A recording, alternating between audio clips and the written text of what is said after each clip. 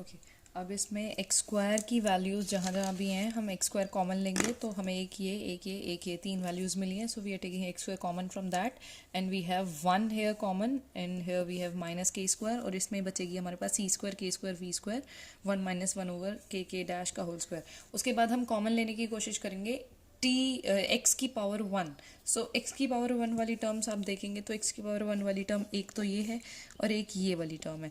तो इन दोनों में आप देखेंगे two x T common factor है तो two x T common factor हम बाहर ले लेंगे. इसमें से टू एक्स टी बचेगा क्या वी के स्क्वायर. सिमिलरली इसमें क्या बचेगा two x T common c square के square over v with negative sign और वन माइनस वन ओवर के डैश. बाकी बची हुई टर्म बोले तो ये टर्म और ये term taking as constant. So we have minus C square t square minus के square we square t square plus C square के square t square is equals to zero. Now we have equation fully filled equation with the coefficients of x square these and coefficient of x these coefficient of this term can be taken as constant but we are taking t square common from this value minus of t square actually. So this term become positive c square and then plus k square v square and plus C square के square क्योंकि पूरी term में से हमने negative को common ले लिया. Okay comparing coefficients on both sides as we have zero in RHS side तो हर एक का कोफिशिएंट क्या है जीरो के इक्वल है. तो putting each and every coefficient equal to zero. तो पहला कोफिशिएंट ये इसको इक्वल टू जीरो रखा दूसरा ये इसको इक्वल टू जीरो रखा तीसरा ये इसको इक्वल टू जीरो रखा. उसके बाद करेंगे क्या पहले हमने इस तीसरी इक्वेशन को उठाया है. इस तीसरी इक्वेशन में से हमने क्या किया के स्क्वायर कॉमन लिया इन दोनों में से. So we have V square minus C square और इस सी स्क्वायर को इधर ले गए so it becomes minus C square. उसके साथ ही हमने अगर हमें ये नेगेटिव हटाना है यहाँ से तो we are taking negative common from this. So ये टर्म बन जाएगी c square minus v square. तो एक नेगेटिव और इसका negative cancel each other. So k square की वैल्यू क्या जाएगी सी स्क्वायर ओवर इसको इधर ले आएंगे सी स्क्वायर माइनस वी स्क्वायर. अब सी स्क्वायर इस टर्म में से कॉमन लेंगे तो क्या हो जाएगा हमारे पास देखो एक सी स्क्वायर ऊपर है यहाँ से एक सी सपोज ये सी स्क्वायर था और सी स्क्वायर इसमें से कॉमन लिया तो यहाँ बचेगा वन. इसके साथ तो सी स्क्वायर है नहीं so it will be v square over C square. तो ये सी स्क्वायर से ये सी स्क्वायर कैंसिल. बहुत ईजी मैथमेटिक्स है. सो के स्क्वायर की वैल्यू हो जाएगी आपकी one over one minus v square c square. अब के की वैल्यू निकालें है so we are taking root of this term. So k is equal to one over root of v one minus v square over C square. So this will be the value of K which is very important आगे हमारे use में आएगी. So take it as a reference. Now putting our next coefficient that is second equation को हम लेकर चलेंगे. second equation को आप इस वाली equation को आप किसके equal put करेंगे जीरो के and then finding the value of k dash. okay v k square minus e square k square इसको इसके साथ मल्टीप्लाई करेंगे अंदर भी मल्टीप्लाई करेंगे नेगेटिव नेगेटिव कम पॉजिटिव. बहुत इजी है. सो सी स्क्वायर के स्क्वायर देखो इस स्टेप को आप अगर एग्जाम में सॉल्व ना भी करें तो भी काम चल जाएगा. बाकी मैं आपको सॉल्व करके बता रही हूँ क्योंकि वैल्यू के और के डैश की दोनों की सेम आनी है. So we are taking c square v k square v we are taking this term in this side and बाकी टर्म्स को हम RHS में ले जाएंगे. So we have this term become positive this term become negative. So यहाँ से अगर मैं वन ओवर के डैश सिर्फ रखूँ बाकी सी स्क्वायर के ओवर वी को इधर मल्टीप्लाई कर दूँ. So we have v in numerator and in denominator c square के. सो अगर इन टर्म्स के साथ अगले स्टेप में मैं इनको मल्टीप्लाई कर दूँ तो यहाँ सी स्क्वायर कैंसिल वी से वी कैंसिल. वी हैव एक के से एक के की पावर हट जाएगी तो के बचेगा. इधर अगर मल्टीप्लाई करेंगे we get v square over C square के. साथ साथ करेंगे तो हो जाएगा के कॉमन ये टर्म आ गई. के की वैल्यू होती है one over root of this term. अब एक विदाउट रूट वाली टर्म है ये ऐसे ही टर्म हो गई root of x into root of x is equal to x. तो इस टर्म को लिख सकते हैं रूट एक्स दैट मीन्स एक रूट से एक रूट कैंसिल एक रूट वाली टर्म बचेगी. सो वन ओवर के dash is this.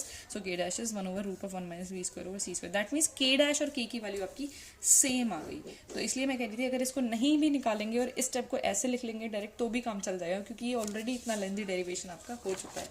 So moving to our next part we have अब जो हमने वैल्यूज़ निकाले हैं के और के डैश की उसको फोर्थ और सिक्स इक्वेशन में रखेंगे. अब फोर्थ इक्वेशन आप थोड़ा पीछे जाएंगे अपनी शीट पर. तो फोर्थ इक्वेशन थी x dash is equal to k जो मैंने ब्रैकेट पे मार्क करवाया था आपको के एक्स माइनस वी टी. वहाँ के की वैल्यू रखेंगे तो के की value one over root of one minus v square over C square अभी निकाला है जो हमने राइट. तो ये हमारे एक्स डैश की वैल्यू आ गई.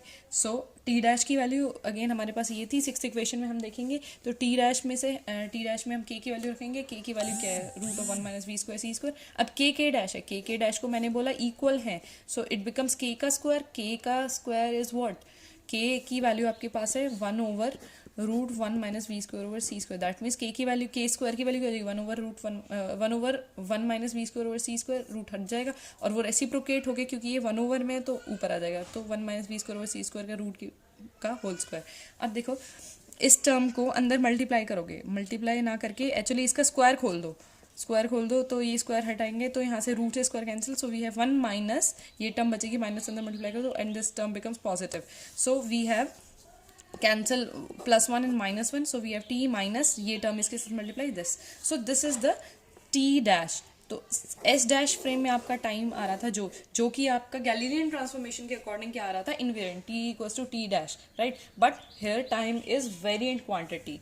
Okay, so we have x dash with this and y dash z dash, ये है क्योंकि एक्स डैश में सिर्फ वेरिएशन क्यों है, क्योंकि सिर्फ फ्रेम हमारा एस डैश फ्रेम जो है एक्स एक्सिस के अलॉन्ग ही मूव कर रहा है with the constant velocity. Similarly ये तो थे आपके चारों लॉरेंस ट्रांसफॉर्मेशन इक्वेशंस, लेकिन अगर मैं इनवर्स लॉरेंस ट्रांसफॉर्मेशन इक्वेशंस निकालूं, मतलब मुझे x dash y dash z dash t dash ना लेकर के मैं निकालूं एक्स वाई जेड टी, तो हमारे पास क्या होंगे, देखो कुछ नहीं है, आप सॉल्व भी कर सकते हैं इन टर्म्स ऑफ, आप फिफ्थ इक्वेशन को यूज करके ये काम कर सकते हैं।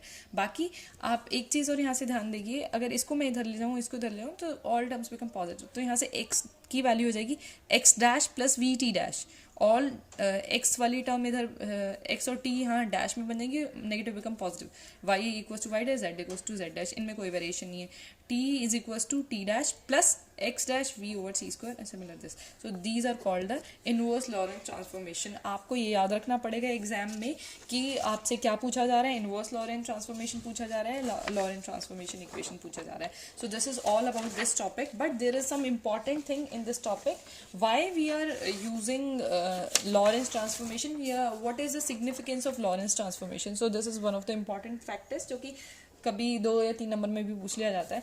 तो सिग्निफिकेंस क्या था लॉरेंस ट्रांसफॉर्मेशन का, मान के चलेंगे वही दो फ्रेम्स, दूसरा फ्रेम किसी कांस्टेंट वेलोसिटी v से मूव कर रहा है, तो देखो यहाँ बात हो रही थी कि क्या, अब देखो गैलीलियन ने इतना बड़ा काम किया तो यूं ही तो वेस्ट नहीं है ना उनकी मेहनत भी, तो उसको भी लॉरेंस ने थोड़ा सा मॉडिफाई करके रिजल्ट बताया है कि उन्होंने एक अगला स्टेप फाइंड आउट कर दिया था जो कि लॉरेंस ने पूरा एक्सप्लेन किया। उन्होंने कहा कि गैलीलियन ट्रांसफॉर्मेशन जो बात करती है वो नॉन रिलेटिविस्टिक फ्रेम में बात करती है, बोले तो velocity is much much smaller than the speed of light, तो बहुत कम होगी, जहाँ फ्रेम जो है बहुत कम वेलोसिटी से मूव करे उस केस में हम गैलीलियन ट्रांसफॉर्मेशन की बात कर सकते हैं। अब v is very smaller than c, then we have v over c is very very less than 1, ये कैसे होगा, देखो v अपॉन c की वैल्यू 3 × 10⁸, अपॉन 10⁸ बोले तो ऊपर वाली वैल्यू में बहुत सारे 0.0000, तो इसका मतलब कि हमेशा ये वैल्यू 1 से छोटी ही रहने वाली है ना, तो इसलिए हमने ये बोला। सो अगर मैं कहूँ v over c is very less than 1, then v over c square is almost approximately 0, क्योंकि डेसिमल आएगा आपका 16 वैल्यूज़ के बाद, 0.16 zeros, राइट, सो v square over c square क्या कर देंगे, ऑलमोस्ट टेंड्स टू 0, तो x डैश आपका आ रहा था लॉरेंस ट्रांसफॉर्मेशन के according x minus v t and root of this term, तो अगर यहाँ v square over c square को मैं 0 पुट कर दूँ तो मेरे पास इक्वेशन क्या आ जाएगी, x dash is equals to x minus v t, नीचे वाली वैल्यू तो सारी 1 हो गई ना। सो ये हमारी इक्वेशन कहाँ पढ़ते थे हम लोग, Lorentz transformation, sorry Galilean transformation में। तो गैलीलियन ट्रांसफॉर्मेशन एक स्पेशल केस ही है लॉरेंस ट्रांसफॉर्मेशन का, जब आपकी वेलोसिटी जो है स्पीड ऑफ लाइट से बहुत ज़्यादा कम हो, तो ये एक स्पेशल केस ही है, कुछ भी ऐसा नहीं था कि गैलीलियन ने कुछ गलत काम किया था, बट ही हैज़